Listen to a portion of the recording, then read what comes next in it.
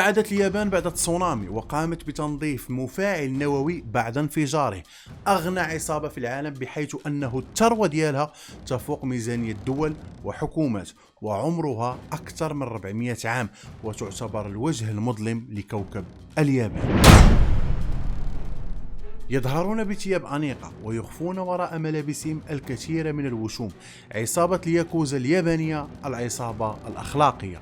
يعود تاريخ هذه العصابة إلى القرون الوسطى، وكان يطلق عليهم اسم البوراكومين، وكان يتم التعامل معهم بطريقة سيئة من المجتمع الياباني، ولا يسمح لهم حتى بلمس الناس كأنهم حاملون للعدوى أو المرض.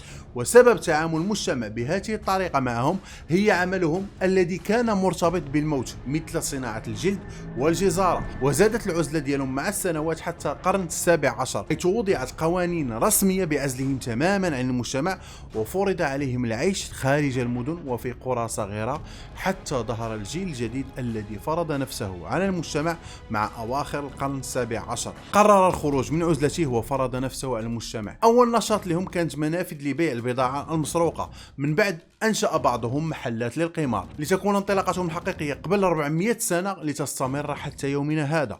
والغريب في الأمر أن تلك الطبقة المنبوذة تحولت في ليلة وضحاها لطبقة محترمة، ووضعوا لأنفسهم قواعد خاصة لينتشروا في اليابان ومن بعد في كل أنحاء العالم.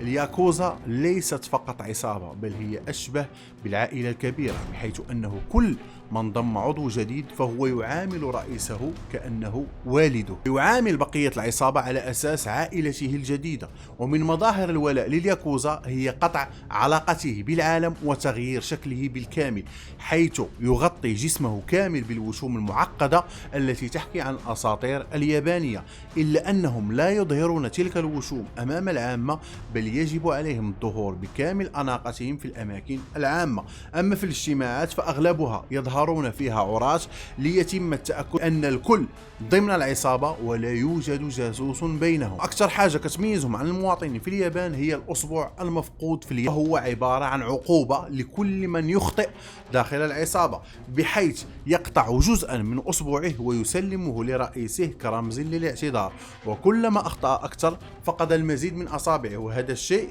يؤكد على ولائه للجماعة أكثر. ياكوزا تضم 20 عشيرة من اليابان، وأكبرها ياماغوشي-جومي، والتي يصل عددهم لأكثر من 50 ألف عضو. ومعهم عشائر سوميسيكاي وإيناغاواكاي، بحيث يشكل أعضاء هذه العشائر 70% منها.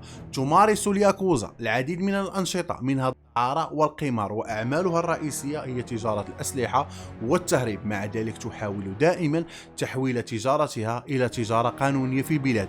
وبالرغم من هذا الشيء كامل، فالعصابة لا تتردد في مساعدة الناس، وأبرز تلك المساعدات هي أعمالها في جهود الإغاثة في أعقاب الكوارث الطبيعية، مثل ما حدث في زلزال هانشين أواجي الكبير عام 1995، حيث دمر الزلزال مساحات واسعة من مدينة كوبي المنشأ الأصلي لياماغوشي-جومي. وقد أعدت العصابات مساعدات وأرسلت مؤنا إغاثية شاملة. وفي 2011 عندما تعرضت اليابان لعدد من الزلازل العنيفة، لتسرع العصابة لتقديم مساعدات للمتضررين، وبالأخص منطقة توهوكو. قاموا بإرسال 70 شاحنة محملة بالملابس والطعام والأغراض المنزلية، وشاركوا أيضا في تنظيف مفاعلات نووية في الزلزال. بسبب الأعمال الخيرية خلت العصابة محبوبين لدى الشعب، فاتوا الأعضاء ديالها 100 ألف عضو، ووصل دخلها العام ل 80 مليار دولار، لتكون بذلك أشهر وأغنى عصابة في العالم.